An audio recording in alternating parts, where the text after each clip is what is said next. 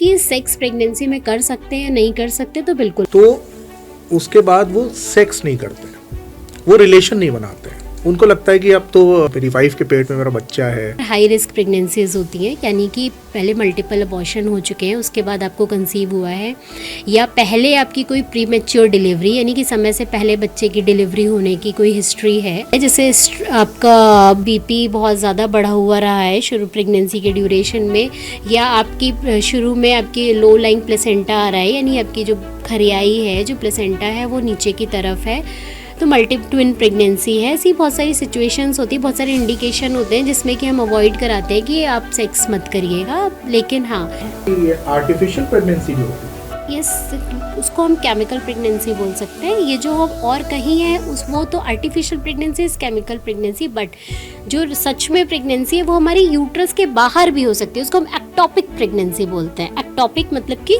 Doubt होता है लोगों के अंदर, कुछ फ्रूट कहे जाते हैं, घर में दादी है, मम्मी है, वो लोग कुछ फ्रूट में बैन लगा देती है कि ये फ्रूट मत खाना, बच्चा खराब हो सकता है। जैसे पपीता के लिए मना कर दिया जाता है कि ये फ्रूट मत खाना। ऐसा कुछ होता है? देखिए, पहले ऐसी स्टडीज थी जिसमें बोला जाता था कि खतरनाक भी होती है। नमस्कार, मैं हूं विपुल मिश्रा। आज हम मेडिकल के उस टॉपिक के बारे में बात करेंगे जिसको लेकर लोगों के अंदर सबसे ज्यादा डाउट होते हैं। वो डाउट आप डॉक्टर के पास जाकर क्लियर नहीं कर सकते। एक डाउट के लिए तो आप डॉक्टर के पास जाएंगे नहीं।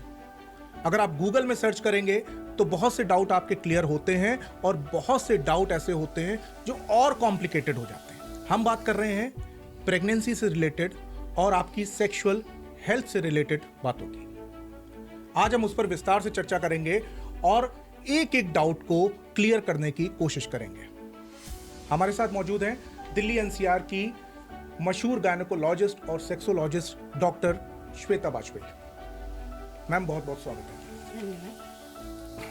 मैम, आप भी ये मानती हैं कि बहुत से ऐसे डाउट हैं, चाहे वो सेक्स लाइफ को लेकर हो, चाहे वो प्रेगनेंसी से रिलेटेड हो, लोगों के अंदर बहुत डाउट होते हैं। बिल्कुल।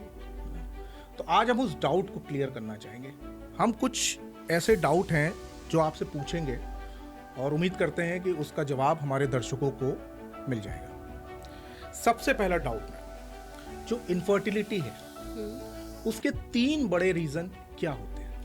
देखिए, आज के टाइम में जो इनफर्टिलिटी है उसका सबसे मेन रीज़न तो है स्ट्रेस, प्लस जो आजकल जो लाइफस्टाइल है लोगों का, आउटसाइड जंक फूड खाना, सेडेंटरी लाइफस्टाइल हो गया है, ओबेसिटी, लैक ऑफ एक्सरसाइज, बहुत सारी चीज़ें हैं जिसकी वजह से जो आपका मतलब सबसे मेन चीज़ जिसको मैं फोकस करना चाहूँगी वो होता है लाइफस्टाइल मॉडिफिकेशन।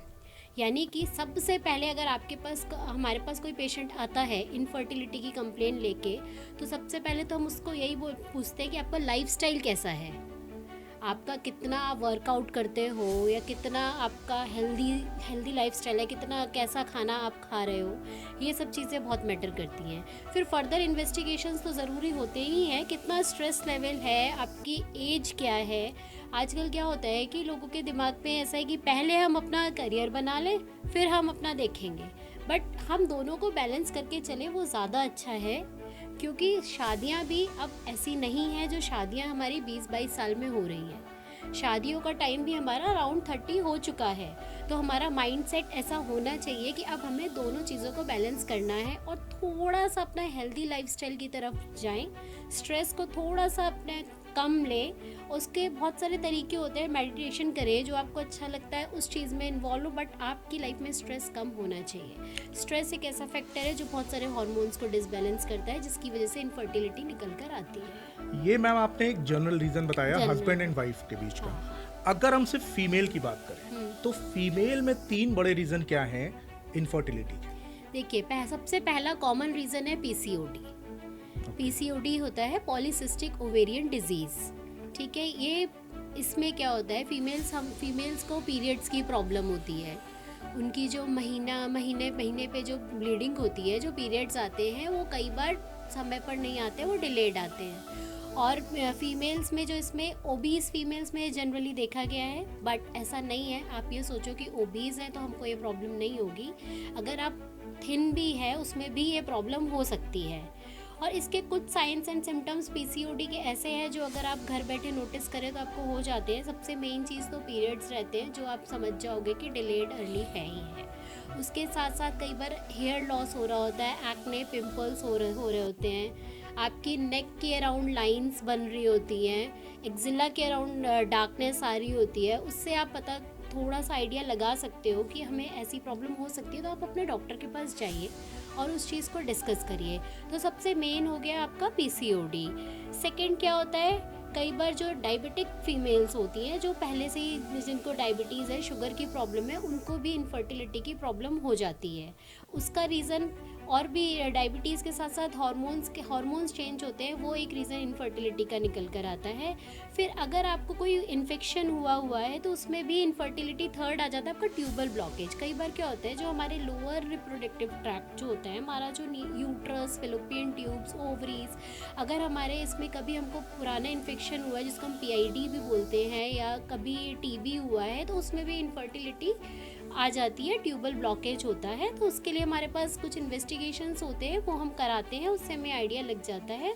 और अगर वो ट्रीटेबल होता है तो हम उसको ट्रीट भी करते हैं। वो चीज़ अगर हमारे पास सही समय पर हमें पता चल जाता है कि ये चीज़ है तो हम उसको ट्रीट कर सकते हैं। मैम आजकल मेल में भी इनफर्टिलिटी की प्रॉब्लम्स बहुत आ रही हैं। यस। मेल में आपको कौन से वो 3 रीजंस लगते हैं जो सबसे ज़्यादा बड़े रीज़न होते हैं और वो इनफर्टिलिटी की तरफ जाते हैं?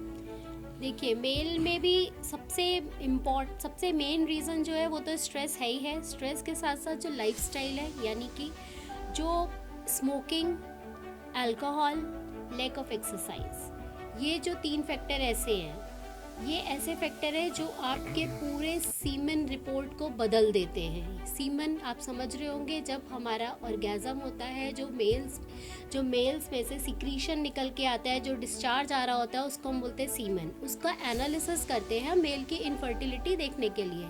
तो जब हम उसका एनालिसिस करते हैं तो उसमें हमको देखा गया है, जो भी रिपोर्ट एबनॉर्मल आई है, उसमें सबसे मेन रीज़न जो मेल में निकल कर आता है, उसमें जनरली जब हम निकालते हैं तो हमको ये समझ में आता है कि वो बहुत ज़्यादा addicted to smoking and alcohol हैं।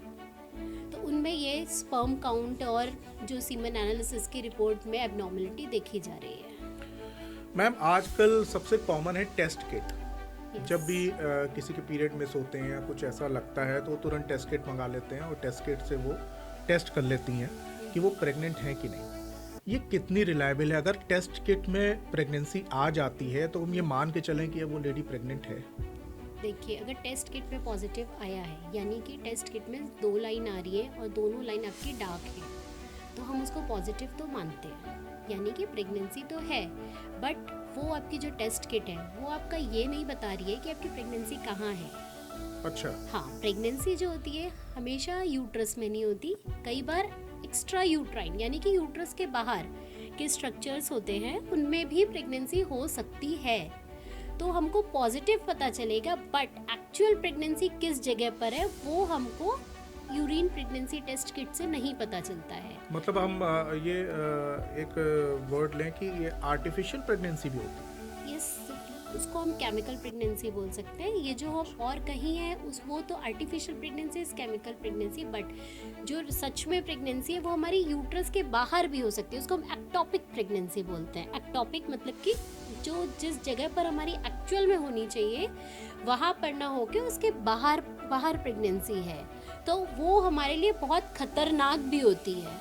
तो जैसे कई बार ऐसे केसेस मेरे सामने निकल कर आए हैं कि फीमेल्स क्या करती हैं, उनको पॉजिटिव आ गया, वो बैठी रहती हैं कि हम उन्हें किट ईजिली अवेलेबल है मार्केट में, वो लोग लाती हैं, पॉजिटिव होता है, बैठ जाती है कि अब देखा जाएगा, 3-4 महीने बाद जाएंगे और दिखाएंगे मैडम को जब बड़ा हो जाएगा बच्चा थोड़ा। बट ऐसा नहीं करना चाहिए, ये बहुत बड़ी मिस्टेक है। क्योंकि इसमें क्या होता है, अगर आपकी प्रेगनेंसी मान लो यूट्रस के बाहर है, यानी कि एक्चुअल प्रेगनेंसी जहाँ होनी चाहिए वहाँ ना होके उसके बाहर है, तो उस केस में लाइफ थ्रेटनिंग कंडीशन तक बन जाती है। यानी कि वो प्रेगनेंसी उसको स्पेस तो नहीं मिलता उतना, क्योंकि हमारी जो एक्चुअल प्रेगनेंसी है उसके लिए जगह हमारी बनाई गई है यूट्रस, जिसको हम बच्चादानी बोलते हैं, इसीलिए उसको बच्चादानी बोला जाता है। मगर अगर वो उसके बाहर कहीं आ रही है तो वो जब ग्रो करती है समय के साथ तो वो रप्चर्ड हो जाती है। जब रप्चर्ड एक्टोपिक बोलते हैं उसको, and that is life threatening situation. तो उस सिचुएशन को डील करना फिर बहुत मुश्किल हो जाता है हमारे लिए भी, और उनके लिए तो जानलेवा चीज़ सामने आ जाती है। तो इसलिए कभी भी अगर प्रेगनेंसी किट में आपका पॉजिटिव आता है तो आप जितनी जल्दी हो सके अपनी डॉक्टर के पास जाइए, उनसे डिस्कस करिए। वो आपको फर्दर बताएंगे कि हमको क्या क्या करना चाहिए, किस तरीके से हम इसको कंटिन्यू करें। मैम अगर ये केमिकल प्रेगनेंसी की बात करें तो ये एक बहुत बड़ी चीज़ आपने बताई और ये बहुत खतरनाक भी हो सकती है। क्या केमिकल प्रेगनेंसी का रेशियो क्या रहता है आपके पास? कितने पेशेंट, अगर हम 10 में से उसको काउंट करें तो कितने पेशेंट ऐसे होते हैं जिनकी टेस्ट किट में तो प्रेगनेंसी आ गई है लेकिन वो केमिकल प्रेगनेंसी है? उसमें 1-2 पेशेंट ऐसे निकल कर आ जाते हैं। केमिकल तो हम नहीं कहेंगे बट एक्टोपिक कहेंगे उसको, क्योंकि केमिकल प्रेगनेंसी तो इतना कॉमन नहीं है, बट एक्टोपिक प्रेगनेंसी आजकल कॉमन हो रहा है बिकॉज ऑफ, क्योंकि जो आजकल क्या है लोग पिल्स लेने लग गए हैं, ठीक है, और बहुत सारे इन्फेक्शंस होते हैं जिसकी वजह से ये सब चीज़ें हो जाती है। एक्टोपिक प्रेगनेंसी का मेन रीज़न ये भी है।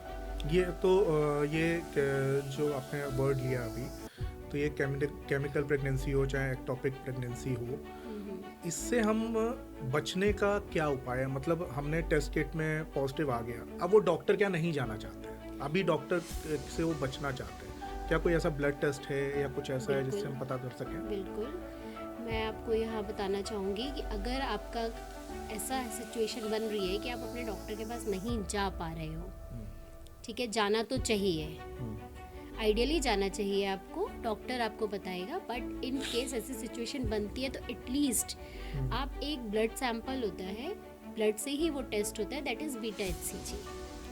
बीटा HCG एक प्रेगनेंसी का ही टेस्ट है, उसको आप करा लो।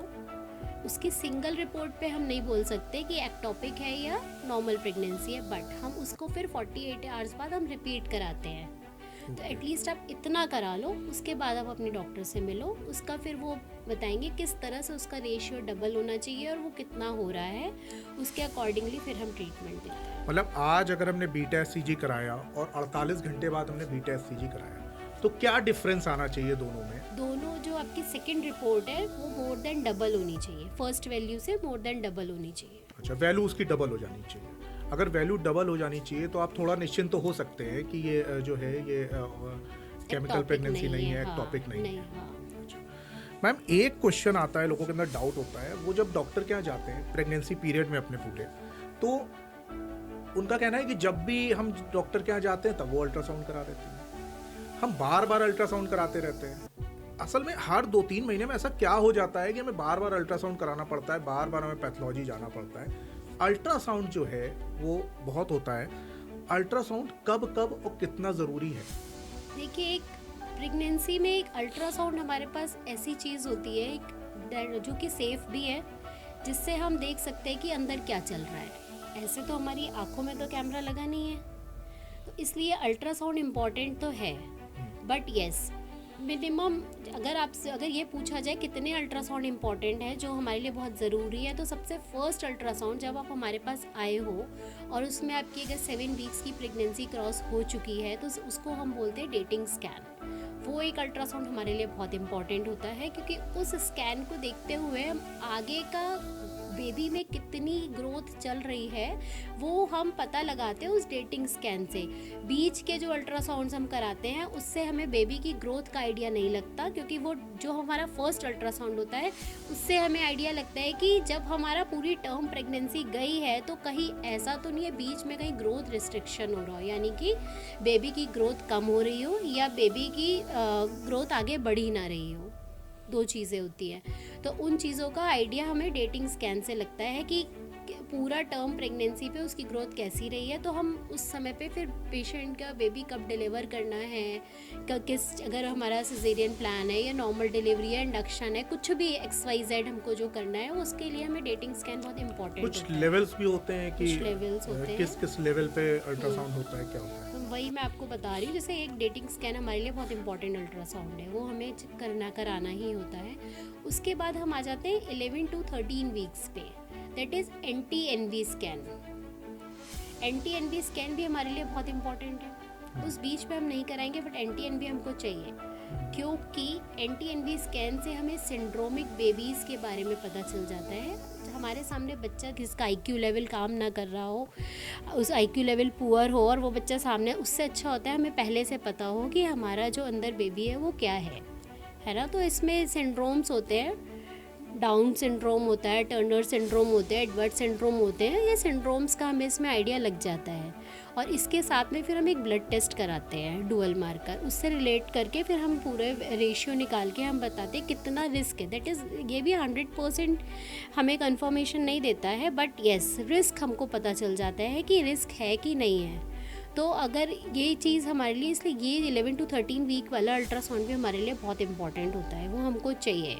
आपने बात की dual marker dual marker, dual marker test क्या, ब्लड टेस्ट है ये? It's blood test. तो इस ब्लड टेस्ट से हम ये पता कर सकते हैं कि हमारा बेबी नॉर्मल है कि नहीं? नॉर्मल है कि नहीं, यानी कि normal in the sense syndromic babies का हमको पता चल जाता है।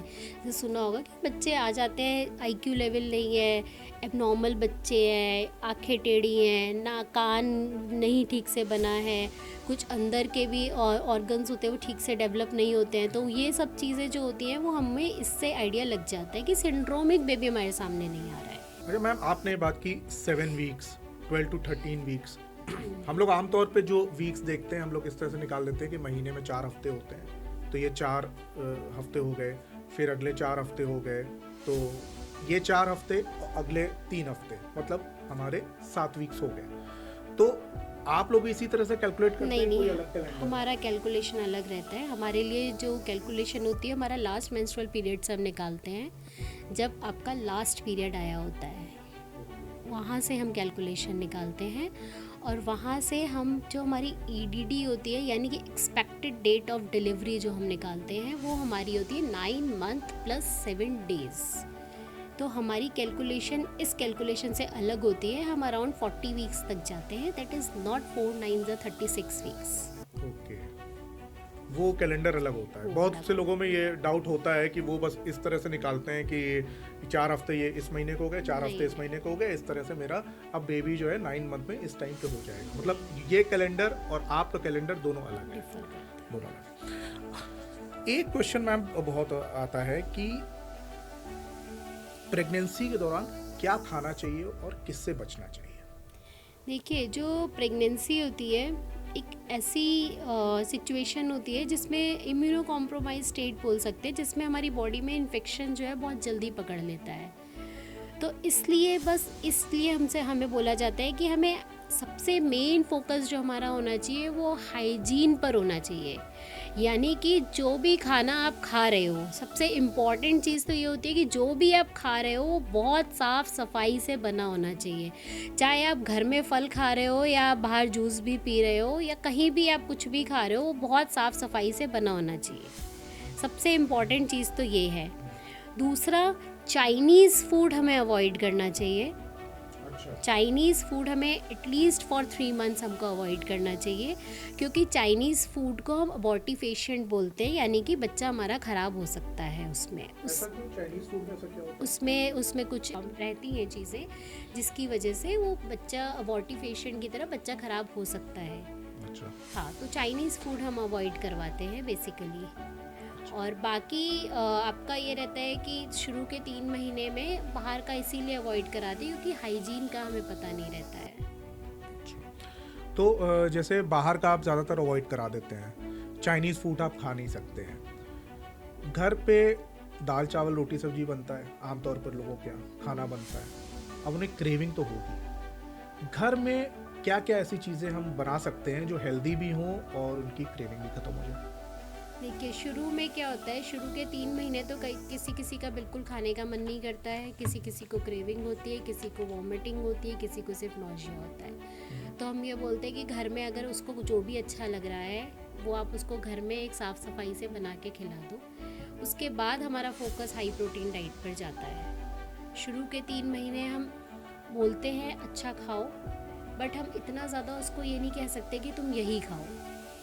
वो पेशेंट टू पेशेंट डिपेंड करता है। कई बार ऐसी सिचुएशन आती है पेशेंट बिल्कुल नहीं खा पा रहा होता है, तो हम उसको बोलते हैं जो आपको अच्छा लग रहा है, जो खाने की इच्छा हो रही है वो खाओ। नहीं, हाई प्रोटीन डाइट की आपने बात की, कुछ ऐसी चीज़ें बता सकती हैं जिसमें हाई प्रोटीन डाइट? स्प्राउट्स ले सकते हैं मॉर्निंग में। स्प्राउट्स को और अच्छा बनाने के लिए हल्का सा उसमें टमाटर प्याज डाल के उसको थोड़ा सा चटपटा खाने का मन है तो वैसा बना लिया। और सबसे बेस्ट रहता है कि जो आपका ब्रेकफास्ट होता है उसको आप हैवी कर लो, ओके। क्योंकि आप ओवरनाइट फास्टिंग से उठते हो तो आपकी बॉडी को ज़रूरत रहती है। तो ब्रेकफास्ट हैवी में हमारे पास मल्टीपल ऑप्शन हो जाते हैं। हम ओट्स हमारा हाई प्रोटीन की तरफ जाता है, हम ओट्स में वेजीज डाल के बना सकते हैं। ओट्स में वेजीज डाल के आप अच्छे से ओट्स खा सकते हो। आप स्टफ्ड पराठा बना सकते हो। और उसको और अच्छा बनाने के लिए हम उसी आटे को अगर हम दाल के साथ और उसके साथ उसको मार लें, उस आटे को प्रिपेयर कर लें और उसके साथ हम अलग से पनीर वनीर की स्टफिंग कर दें, वो कर सकते हो। और आपका ब्रेकफास्ट हैवी हो जाने के बाद अगर आप लंच की तरफ जाओगे तो लंच आपका बिल्कुल प्रॉपर होना चाहिए, जिसमें सैलड भी इंक्लूड हो, दाल भी हो, वेजीज भी हो और चपाती राइस, सब कुछ प्रॉपर मील अगर आप लोगे तो बहुत अच्छी बात है। एंड एक फल एक फ्रूट आपको दिन में लेना ही लेना चाहिए। अच्छा मैम, जैसे आपने बताया कि घर में आप कुछ भी खा सकते हो, तो तली चीज़ें, मसाला, ये सब क्या अगर हम घर में बना रहे हैं तो ठीक है? एक अच्छे एक कम अमाउंट में होना चाहिए। बहुत कुछ कोई भी चीज़ एक्सेस में तो कोई भी चीज़ अच्छी नहीं होती। और दूसरा, प्रेगनेंसी में थोड़ा सा एसिडिटी की प्रॉब्लम लोगों को होती है, अच्छा। हार्ट बर्निंग होती है, तो इसलिए तला भुना हम अवॉइड कराते हैं। अचार वगैरह हम इसीलिए अवॉइड कराते हैं क्योंकि इससे और एसिडिटी की प्रॉब्लम होगी, तो जो फीमेल है वो कंफर्ट फील नहीं करेगी, इसलिए हम उनको ये सब चीज़ें अवॉइड कराते हैं क्योंकि इसमें रिफ्लेक्सेस ज़्यादा एसिडिटी से बचना चाहिए। एसिडिटी से बचना। अच्छा मैम, आपने अभी एक बात कही कि एक फ्रूट रोज लेना चाहिए। फ्रूट को लेकर भी एक डाउट होता है लोगों के अंदर। कुछ फ्रूट कहे जाते हैं, घर में दादी हैं, मम्मी हैं, वो लोग कुछ फ्रूट्स में बैन लगा देती हैं कि ये फ्रूट मत खाना, बच्चा खराब हो सकता है। जैसे पपीता के लिए मना कर दिया जाता है कि ये फ्रूट मत खाना। ऐसा कुछ होता है? देखिए, पहले ऐसी स्टडीज़ थी जिसमें बोला जाता था कि पपाया जो होता है, जो पपीता होता है, वो बच्चे के लिए अच्छा नहीं होता है, उससे भी वही अबॉर्ट हो सकता है, बच्चा ख़राब हो सकता है। अच्छा। लेकिन जो रीसेंट स्टडीज़ आई है उसमें जैसा कि मैंने कहा कि कोई भी चीज़ एक लिमिटेड अमाउंट में, एक ठीक अमाउंट में अगर आप खाते हो तो वो नुकसान नहीं करती। तो सेम पपीता के साथ भी है, पपीता भी आप खा सकते हो, लेकिन वही उसकी क्वांटिटी मैटर करती है कि आप कितना खा रहे हो। एक डाउट होता है लोगों में कि स्टमक को लेकर, लेडीज़ में होता है कि हम प्रेग्नेंट हो गए हैं, 3 महीने हो गए, 4 महीने हो गए, लेकिन मेरा पेट नहीं बाहर आ रहा है। उनको लगता है कहीं कुछ गड़बड़ी तो नहीं है, बच्चा तो ऐसा तो नहीं ग्रो नहीं कर रहा है। तो इस डाउट को क्लियर करिए। देखिए, बच्चा जो पेट होता है वो एकदम तो बाहर नहीं आता। इसको जब जैसे जैसे बच्चा ग्रो करेगा वैसे वैसे पेट आपका बाहर आएगा। लेकिन हाँ, ये चीज़ बहुत ही कॉमन है और सबके दिमाग में आती होगी और आनी भी चाहिए, क्योंकि उस समय तक हमको नहीं पता रहता है कि हमारे बच्चे की ग्रोथ क्या हो रही है। और एक आइडिया जब जैसे जैसे पेट बढ़ता है आपको समझ में आता है, अच्छा मेरा बच्चा बड़ा हो रहा है। तो देखिए, क्या होता है कि शुरू के 12 हफ्ते तक तो हमको कुछ भी नहीं पता चलता है। 12-13 हफ्ते तक तो आप देख के जान ही नहीं सकते कि आप प्रेग्नेंट हो कि नहीं हो। मतलब हम अगर अपना कैलेंडर माने तो लगभग 3 महीने। 3 महीने तक तो कुछ पता नहीं चलेगा आपको। एटलीस्ट आपको 20 वीक्स चाहिए। 18 to 20 वीक्स में आपको आपका टमी फील होने लगेगा कि आप प्रेग्नेंट हो। फिर आपको आपका जो अम्बलाइकस होता है उस लेवल पर आपको फील होने लगेगा कि हाँ कुछ है। तो एटलीस्ट अगर आपको अपना टमी बाहर देखना है तो आप 18 to 20 वीक्स तक वेट करें, आपको समझ में आ जाएगा। अच्छा, एक डाउट और होता है, स्टमक का तो डाउट हो गया, एक डाउट और होता है, लेडीज़ कहती है हमारा वेट नहीं बढ़ रहा है। वो दूसरी लेडीज़ को देखती हैं कि वो जब वो प्रेग्नेंट हो गई तो बहुत उनका वेट बढ़ गया, बहुत फूल गई, और हम तो बिल्कुल वैसे के वैसे ही हैं। तो उसमें उनको लगता है कि क्या कुछ अंदर से कुछ प्रॉब्लम चल रही है क्या? देखिए, वेट तो बढ़ता ही है। अगर वो बात करें हम शुरू के 3 महीने की, तो शुरू के 3 महीने में वेट कई बार नहीं बढ़ता है। वेट बढ़ना स्टार्ट होता है उसके बाद। और उसमें भी जो हमारा आइडियल वेट जो हम बोलते हैं जो हमारा बढ़ना चाहिए प्रेगनेंसी में, that is 8 to 11 kgs। 8 to 11 kgs तो हमारा बढ़ना ही बढ़ना चाहिए। उससे ज़्यादा बढ़ भी जाता है तो उतनी दिक्कत नहीं है, बट येस 8 to 11 बढ़ना चाहिए। और कई लोगों में ऐसा भी होता है कि उतना भी नहीं बढ़ता है, बहुत सारे में। लेकिन हाँ, बेसिकली क्या, आपकी बेबी की ग्रोथ अच्छी होनी चाहिए। कई बार होता है वो खुद मोटे नहीं हो रहे होते हैं, बट बेबी की ग्रोथ अच्छी है तो हमें इतना फ़र्क नहीं पड़ता है। बट येस, आपकी डाइट अच्छी होनी चाहिए, आपकी बेबी की ग्रोथ अच्छी होनी चाहिए। डाइट अच्छी नहीं होनी चाहिए, ग्रोथ अच्छी होनी चाहिए।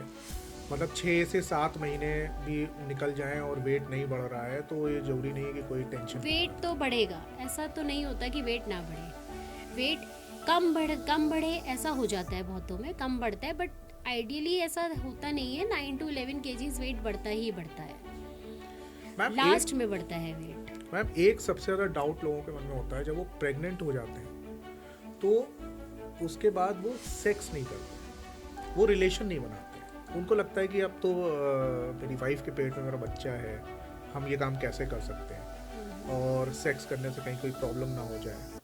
तो सेक्स करना चाहिए या उससे बचना चाहिए? देखिए, सेक्स करना चाहिए या बचना चाहिए, देखिए बचने वाली बात तो नहीं आती, लेकिन हाँ करना चाहिए वाली अगर बात आती है तो ये आपके आपस का कम्युनिकेशन, आपके आपस की अंडरस्टैंडिंग है, प्लस आपके डॉक्टर की एडवाइस है, प्लस आपकी सिचुएशन है, किस सिचुएशन पे आपकी प्रेगनेंसी है, कंसीव किया है आपने। जैसे कि हम बात करें अगर हाई रिस्क प्रेगनेंसीज होती हैं, यानी कि पहले मल्टीपल अबॉर्शन हो चुके हैं, उसके बाद आपको कंसीव हुआ है, या पहले आपकी कोई प्रीमेच्योर डिलीवरी यानी कि समय से पहले बच्चे की डिलीवरी होने की कोई हिस्ट्री है, या कुछ ऐसी प्रॉब्लम है जैसे आपका बीपी बहुत ज़्यादा बढ़ा हुआ रहा है शुरू प्रेगनेंसी के ड्यूरेशन में, या आपकी शुरू में आपकी लो लाइंग प्लेसेंटा आ रहा है, यानी आपकी जो फरियाई है, जो प्लेसेंटा है वो नीचे की तरफ है, तो मल्टी ट्विन प्रेगनेंसी है। ऐसी बहुत सारी सिचुएशंस होती है, बहुत सारे इंडिकेशन होते हैं जिसमें कि हम अवॉइड कराते हैं कि आप सेक्स मत करिएगा। लेकिन हाँ, अगर सिर्फ एक जनरलाइज टर्म में बात करें कि सेक्स प्रेगनेंसी में कर सकते हैं नहीं कर सकते, तो बिल्कुल कर सकते हैं। Up to 37, up to term pregnancy, up to delivery, जब तक बच्चा डिलीवर नहीं हो जाता तब तक हम सेक्स कर सकते हैं। That is totally safe until और अनलेस आपका कोई इंडिकेशन आपके डॉक्टर ने नहीं बताया है, तो आप कर सकते हो। मतलब हम साधारण भाषा में समझें कि अगर कोई रिस्क है तो सेक्स से बचें, अगर कोई रिस्क नहीं है तो अप टू डिलीवरी आप कभी भी सेक्स कर सकते हैं। हाँ, बट ऐसा नहीं, एक जेंटल वे में। जेंटल वे में, वही मैं पूछने जा रहा था कि नॉर्मली लोग सेक्स करते हैं तो कुछ भी नहीं ध्यान रखते हैं, लेकिन प्रेगनेंसी में क्या ध्यान रखना चाहिए? देखिए, एक सबसे मेन चीज़ तो आपको प्रेगनेंसी में सेक्स कर रहे हो तो आपको हाइजीन का ध्यान रखना चाहिए, सबसे मेन चीज़। यानी कि फीमेल्स को अपना वजाइना आफ्टर सेक्स वॉश करना चाहिए प्रॉपरली, और before intercourse, before sex males को अपना पेनिस प्रॉपरली धोना चाहिए, प्रॉपरली वॉश करना चाहिए, उसके बाद ही आप करें। कोई इन्फेक्शन नहीं होना चाहिए, क्योंकि इन्फेक्शन फिर धीरे धीरे ऊपर की तरफ जाएगा तो वो यूट्रस में पहुंच ही जाता है। तो इस मेन चीज़ तो ये है, इसका तो आपको ध्यान रखना चाहिए। दूसरा, आपका जो पार्टनर है वो किस पोजीशन में कंफर्ट है उसका बहुत ध्यान रखना चाहिए। कई बार फीमेल्स होती है वो सीधे लेटने में कंफर्ट नहीं होती है, या उनके ऊपर प्रेशर नहीं आना चाहिए। एक मतलब ऐसे वे में नहीं करना चाहिए कि उसके ऊपर एक्सर्शन आ रहा है। एक जेंटल वे में, एक अच्छे तरीके से, एक डिस्कशन के साथ कि किस तरीके से उसको अच्छा फील हो रहा है, आप लोगों को किस तरीके से अच्छा लग रहा है। या सबसे मेन चीज़ होती है आपके जो पार्टनर है, जो प्रेग्नेंट है फीमेल, उसका क्या मन है, सबसे इम्पॉर्टेंट वो है। उस समय आपको उसका मन पूछना चाहिए। कई बार क्या होता है, मूड स्विंग्स होने की वजह से उसका मन होता है, तो आप उससे पहले बात करें कि उसका कितना मन है, क्या वो चाहती है या वो नहीं चाहती है। तो ये, क्योंकि सेक्स एक ऐसी चीज़ है, कई बार स्टेबिलिटी में, वो मेंटल स्टेबिलिटी में भी काम करता है। तो अगर उसका मन है, तो आपके मन में अगर ऐसा है भी कि मेरा बच्चा है उसके पेट में, तो उसको दिक्कत हो जाएगी, तो आप उस चीज़ को थोड़ा साइड में रखते हुए उससे डिस्कस करें कि वो क्या चाहती है। तो उसका एक सेफ तरीका आप ढूंढ के, सेफ तरीका डिस्कस करके, या तो अपने डॉक्टर से, फिर आप वो चीज़ कर सकते हैं। कुछ लोगों का ये होता है कि सेक्स नहीं करते, ओरल सेक्स कर लेते हैं, तो वो उनका ये होता है कि ओरल सेक्स कर लेते हैं, इतना बहुत है अभी जब तुम प्रेग्नेंट है। उसमें भी कई चीज़ों का ध्यान रखना चाहिए। सेम चीज़, हाइजीन। ओरल सेक्स भी अगर करते हैं तो सेम चीज़ हाइजीन, मतलब इन्फेक्शन नहीं होना चाहिए, यूट्रस तक कोई इन्फेक्शन नहीं पहुंचना चाहिए, इसका ध्यान रखना चाहिए। यूट्रस तक, ओरल सेक्स में इन्फेक्शन आपका यूट्रस तक नहीं जाएगा, मगर आपकी बॉडी में तो जाएगा। और इन्फेक्शन या फीवर या कोई किसी भी तरीके का इन्फेक्शन जो होता है वो कहीं ना कहीं बच्चे को इफेक्ट करता है। तो प्रेगनेंसी में हमें इन्फेक्शन से बेसिकली बचना चाहिए।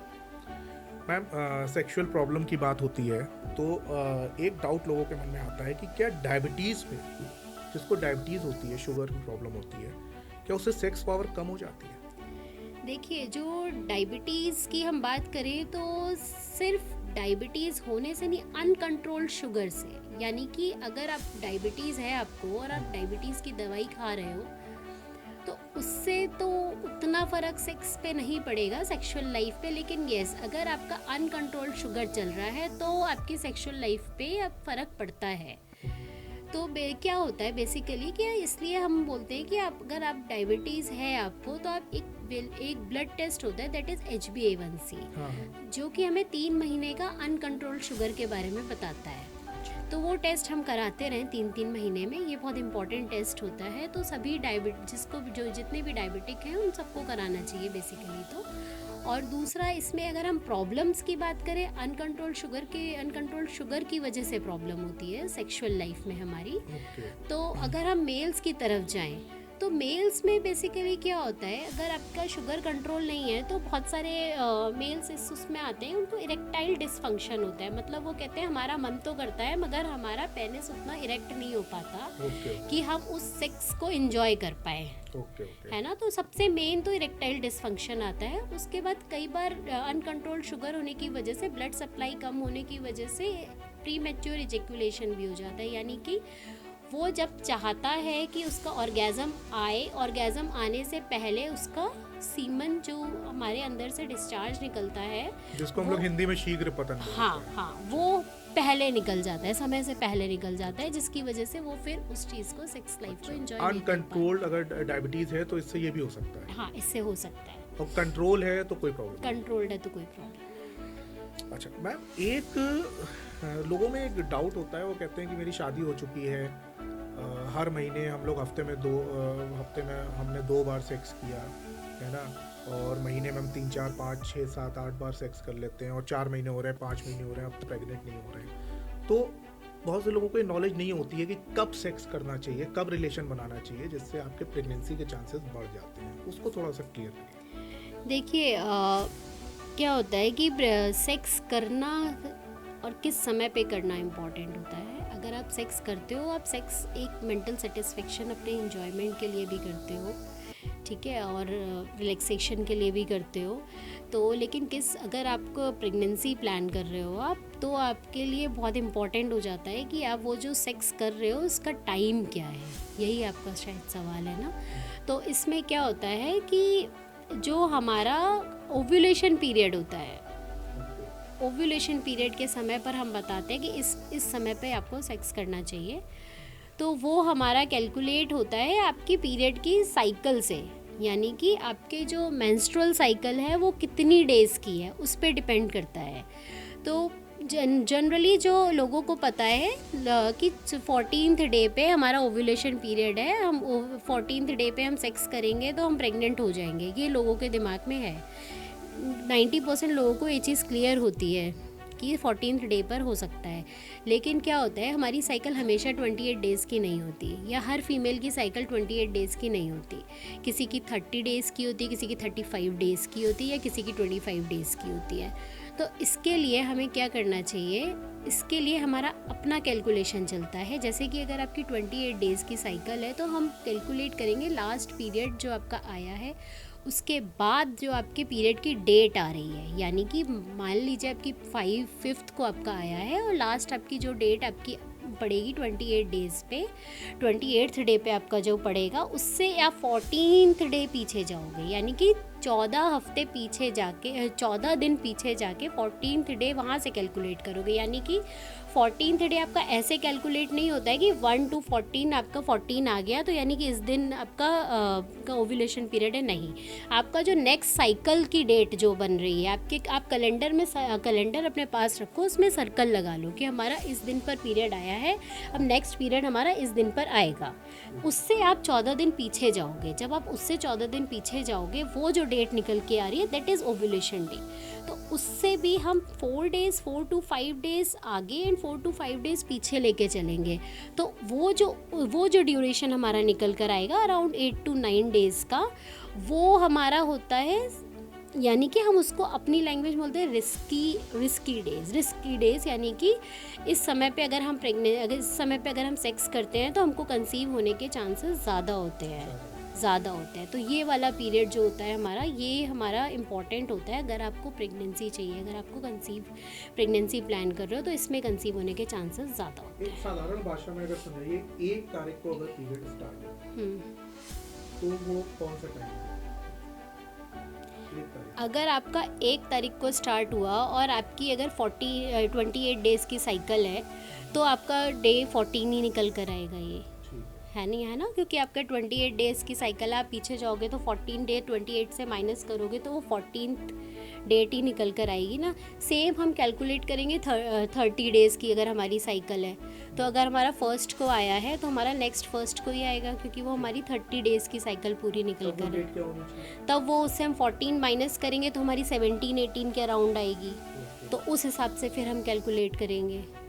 अगर 28 डेज का है तो अगर फर्स्ट में होते हैं तो 14 डे, अगर 30 डेज का है और फर्स्ट में अगर होता है तो 17 to 18 डे। हाँ, तो यानी कि लैंग्वेज में ये समझ सकते हैं कि 1 तारीख को अगर होता है तो 14th है, 2 को होता है तो 15th है, 3 को होता है अगर 28 डेज। हाँ, बट समझ सकते हैं। बेस्ट मेथड रहता है कि आप अपने पास कैलेंडर रखो, ओके, उसमें सर्कल लगाओ ओके, और उससे आप अपनी नेक्स्ट साइकिल खुद ही आप कैलकुलेट कर लोगे कि अभी इस दिन को आया, अब हमारा 28 डेज़ बाद कौन सी डेट पड़ रही है, उधर सर्कल लगा लो और बैक में 14 दिन पीछे चले जाओ, वहीं से आप 14 दिन पीछे लगा के ऐसे क्रॉस लगा लो कि ये वाला जो हमारा टाइम रहेगा इसके आसपास हम सेक्स करेंगे तो हमें कंसीव होने के चांसेस बढ़ सकते हैं। तो बेस्ट ये, आपको कभी कन्फ्यूजन नहीं होगा और आपके माइंड में भी रहेगा, आपके कैलेंडर में मार्क्ड रहेगा। एक मैम डाउट होता है, वो डाउट है कि सही है ये तो आप बता पाएंगी, क्या नॉर्मल डिलीवरी से वजाइना का साइज इंक्रीज हो जाता है? देखिए, नॉर्मल डिलीवरी से वजाइना का साइज़ तो इंक्रीज़ होता है, दैट इज़ ट्रू, लेकिन दैट इज़ टेम्परेरी। हाँ, वो टेम्परेरी होता है, वो धीरे धीरे बॉडी जब शेप में आती है तो वो धीरे धीरे वजाइना का साइज़ जो है वो अपना नॉर्मल पोजीशन में आ जाता है। और उसका रीज़न यही है कि जो हमारा, जैसे हमारी पेल्विक मसल्स होती हैं वो हमारी प्रिपेयर हो रही होती है, डिलीवरी के लिए प्रिपेयर हो रही होती है, तो जितने भी लिगामेंट्स और मसल्स होती है हमारी, जिसको हम बोलते हैं पेल्विक फ्लोर मसल्स, वो सब प्रिपेयर हो रही होती है, तो लेक्सिटी आ जाती है। तो वो लेक्सिटी सब में, मसल्स के साथ साथ वजाइना की मसल सब में आती हैं, और जिस टाइम हम नॉर्मल डिलीवरी करते हैं तो हमारी पुश पुल बेबी आउट करने के लिए जो एफर्ट्स लगते हैं उससे भी वजाइना के साइज़ पे फ़र्क पड़ता है, तो वजाइना का साइज़ तो बढ़ता है। लेकिन ये दिमाग में ना रखें कि नॉर्मल डिलीवरी से वो परमानेंट है। हाँ, अनटिल और अनलेस ऐसा है कि आपकी मल्टीपल डिलीवरीज हो गई है या आपने उस समय बिल्कुल ध्यान नहीं दिया है और मल्टीपल नॉर्मल डिलीवरीज हुई हैं, तो आपका वो हो सकता है कि थोड़ा बहुत फ़र्क आपको महसूस हो। बट येस, अगर बात करें, लोग बोलते हैं वजाइना का साइज़ बढ़ गया तो हमें सेक्स करने में उतना अच्छा नहीं लग रहा है, बट ऐसा नहीं होता।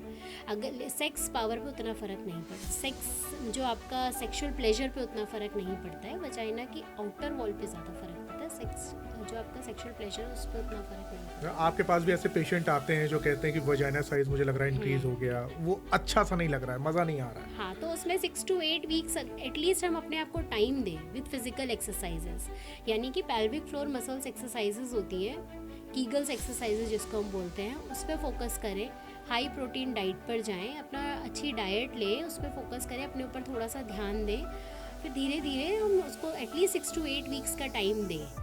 और उसके बाद भी अगर आप सेटिस्फाइड नहीं हो रहे हो तो हमारे पास बहुत सारे ऑप्शंस होते हैं, हम उसमें वजाइना के साइज़ कम करने के लिए हमारे पास आजकल सर्जरीज वगैरह भी आ गई हैं, तो उस पर फिर ऐसी कोई परेशान होने वाली चीज़ नहीं है। हाँ मैम, हमने इनफर्टिलिटी की बात की थी, मेल इनफर्टिलिटी की। एक मैं वीडियो देख रहा था जिसमें एक डॉक्टर साहब बता रहे थे, कोई आयुर्वेद के थे, कौन थे, कि जो स्पर्म होता है, उनका कहना था कि स्पर्म की क्वांटिटी जो है वो आपकी क्वालिटी बता सकती है। उनका एक तरह से दिखा रहे थे कि एक चम्मच, एक बड़ी चम्मच स्पर्म अगर निकलता है तो समझ लीजिए हेल्दी स्पर्म है। ये एक बहुत बड़ा डाउट है लोगों के मन में कि क्या स्पर्म की क्वांटिटी उसकी क्वालिटी बता सकती है? देखिए, क्वांटिटी मैटर करती है बट स्पर्म की नहीं, सीमन की, यानी कि जो डिस्चार्ज आपके पेनिस से निकला है ऑर्गेज़म के बाद, वो उसकी क्वांटिटी कितनी है वो मैटर करती है, बट सिर्फ एक पैरामीटर नहीं होता क्वांटिटी।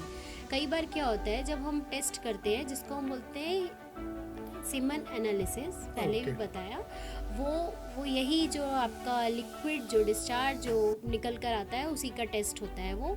उसमें क्वांटिटी एक पैरामीटर में आता है जिसमें कि वॉल्यूम बोलते हैं जिसको हम। कई बार क्या होता है हमारा वॉल्यूम तो ठीक आ रहा होता है बट उसमें स्पर्म्स नहीं होते, या जो स्पर्म है वो हेल्दी स्पर्म नहीं है, या उसमें कुछ इन्फेक्शन निकल कर आ रहा है। तो मतलब एक सिंगल पैरामीटर सिर्फ हम वॉल्यूम देख के हम नहीं डिसाइड कर सकते कि स्पर्म हेल्दी है कि नहीं है। हमको पूरा रिपोर्ट को एनालाइज करना पड़ता है, फिर हम फर्दर एवेल्युएट करते हैं कि क्या रीज़न है या क्या कॉज है इनफर्टिलिटी का। मतलब सिर्फ वो क्वांटिटी जो होती है स्पर्म की, उससे आप ये नहीं जान सकते कि इनफर्टिलिटी है कि नहीं।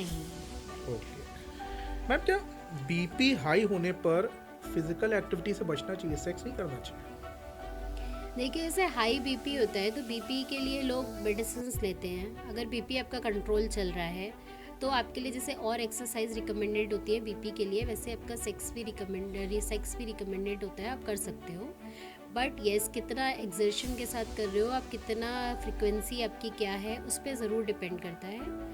दूसरी चीज़ क्या होती है कि बीपी अगर आपका अनकंट्रोल चल रहा है, यानी कि आपका बीपी बहुत हायर साइड रह रहा है, तो आप अपने डॉक्टर से ज़रूर कंसल्ट करिए एक बार कि हमको कितनी फ्रीक्वेंसी या किस तरीके से अपनी सेक्सुअल लाइफ को एंजॉय करना चाहिए। इस condition मतलब रीजन है ये बीपी हाई Reason होने पे है। डिस्कस करना चाहिए अगर आपका अनकंट्रोल बीपी अगर अनकंट्रोल। अब एक आखिरी सवाल मैम, अभी डाउट नहीं है, एक सलाह लेना चाहते हैं आपसे। एक अच्छी सेक्सुअल लाइफ के लिए हस्बैंड और वाइफ को वो कौन सी 3 बड़ी बातें हैं जो ध्यान रखनी चाहिए? देखिए, सबसे इम्पॉर्टेंट बात करें तो है कम्युनिकेशन, यानी कि हस्बैंड और वाइफ का जो आपस का कम्युनिकेशन है, जो आपस की बातचीत, जो आपस का वार्तालाप जो वो लोग करते होंगे दिन भर बैठ के, वो किस तरीके का है। हमेशा आप काम की बातें करते रहो तो किसी को अच्छा नहीं लगेगा। समटाइम्स ऐसा भी होता है कि हम अपने बारे में बात करें। तो आपस में कम्युनिकेशन बहुत स्ट्रॉन्ग होना चाहिए, चाहे वो किसी भी मैटर में हो। तो उसी तरीके से आपकी सेक्स लाइफ का भी कम्युनिकेशन आपस में बहुत अच्छा होना चाहिए। ये चीज़ बहुत ज़्यादा डिपेंड करती है कि आप लोग किस तरीके से अपनी सेक्स लाइफ को एक दूसरे से डिस्कस कर रहे हो। दूसरी चीज़, आपको फोर प्ले का रोल बहुत इम्पॉर्टेंट होता है। तो ऐसा नहीं होता कभी भी इस तरीके से आगे लॉन्ग ड्यूरेशन तक आप अपनी सेक्सुअल लाइफ को हेल्दी नहीं रख सकते अगर आप फोर प्ले नहीं रखते हो। यानी कि आप अपनी सेक्स लाइफ की इंटीमेसी और बॉन्डिंग बनाए रखने के लिए आपके लिए बहुत ज़रूरी है। जैसे आजकल क्या हो रहा है, जो मेरे पास पेशेंट्स आते हैं उनका कहना ये है कि हमें अंदर से इच्छा ही नहीं होती है। उसका रीज़न है बिज़ी लाइफ, बच्चे हो जाते हैं, बच्चों में बिज़ी हो जाते हैं, आगे काम में बिज़ी हैं, तो वो एक दूसरे को टाइम नहीं दे पाते हैं। तो मैं अग्रीड करती हूँ इस बात पे कि टाइम नहीं होता है, बट आपको उसी में से टाइम निकालना है। जैसे कि मैं छोटी सी बात बोलूँगी, आप सुबह कहीं काम के लिए निकल रहे हो, चाहे वो आपका पार्टनर निकल रहा हो या आप निकल रहे हो, एक सिंपल हगिंग किसिंग तो सबकी के लिए आपको बहुत ज़्यादा टाइम की ज़रूरत नहीं है ना। तो आप एटलीस्ट जाने से पहले एक बार हग कर लो, एक बार किस कर लो, तो उसके लिए आपको बहुत टाइम भी नहीं चाहिए। बट येस, ये आपका एक फोर प्ले का ही काम करेगा। इससे भी आपका जो इंटीमेसी है, जो आपकी सेक्सुअल लाइफ है, वो लंबे समय तक अच्छी बनी रहेगी। तो हेल्दी सेक्सुअल लाइफ के लिए ये सब चीज़ें बहुत इंपॉर्टेंट है। ऑफिस गए हो या आप कहीं भी अपने काम पे गए हो, एटलीस्ट कुछ नहीं तो एक मैसेज तो आई लव यू का, या चलो शाम को चलते हैं, एक वीक में एक दिन अपना डिनर डेट कर लो, मूवी डेट कर लो। इस तरीके से भी ज़रूरी नहीं आप हमेशा सेक्सुअली इन्वॉल्व हो, इंटरकोर्स ही होना चाहिए, पेनिट्रेशन सेक्स ही होना चाहिए। आप कहीं जाओ, हाथ पकड़ के बातें करो, मतलब ये सब चीज़ें बहुत इंपॉर्टेंट हो जाती हैं। आपको इसी तरीके से टाइम निकालना होगा अपनी एक हेल्दी सेक्सुअल लाइफ के लिए। और दूसरा, हमेशा इस चीज़ का ध्यान रखना चाहिए कि ये चीज़ ज़रूर डिस्कस करें कि जो ऑर्गेज़म मिल रहा है वो दोनों पार्टनर को मिल रहा है कि नहीं मिल रहा है। कई बार क्या होता है, एक पार्टनर की खुशी के लिए एक को मिल जाता है, दूसरा शांत रह जाता है, मेल खुश हो गया, फीमेल ने कुछ बोला, वो शांत रह जाता है। बट ऐसा नहीं होना चाहिए, और ये तभी हो पाएगा जब आप आपस में अच्छे से बात करोगे कि हाँ भाई तुम्हें कैसा लगा। तो ये चीज़ बहुत ही इम्पॉर्टेंट है। तो आप ये चीज़ डिस्कस करें। कई बार होता है क्या होता है कि उनका डिज़ायर जो होता है, जो अराउजल होता है, सबका अलग अलग होता है। तो आप लोग जब आपस में बात करोगे तो आपको एटलीस्ट ये चीज़ समझ में आएगी कि भाई मेरे पार्टनर को किस चीज़ में अराउजल अच्छा हो रहा है, यानी कि किस तरीके से उसको अच्छा लग रहा है जिससे उसका अराउजल। अल्टीमेटली आपका मेन रहता है कि आप दोनों का सेटिस्फेक्शन, आप दोनों का ऑर्गेज़म आएगा, उतना ही अच्छा बॉन्ड बनेगा। ये एक का सेटिस्फाइड हो जाना बहुत लंबे समय तक एक हेल्दी सेक्सुअल लाइफ नहीं देता है। तो आज हमने इस टॉपिक पर कई डाउट्स क्लियर किए, मैम से कई सवाल पूछे, उनका मैम ने अच्छे से एक्सप्लेन किया। मैम ने उनको, आपके हो सकता है कई डाउट्स क्लियर हो गए और कई डाउट्स हो सकता है आपके अभी तक क्लियर ना हुए। आप हमको ज़रूर बताइए कि आपका क्या डाउट है जो यहाँ क्लियर नहीं हुआ है। हम मैम से रिक्वेस्ट करेंगे, वो उसके लिए एक अलग से रील बनाएंगी, एक अलग से वीडियो बना के आपके डाउट को ज़रूर क्लियर करेंगे। Thank you.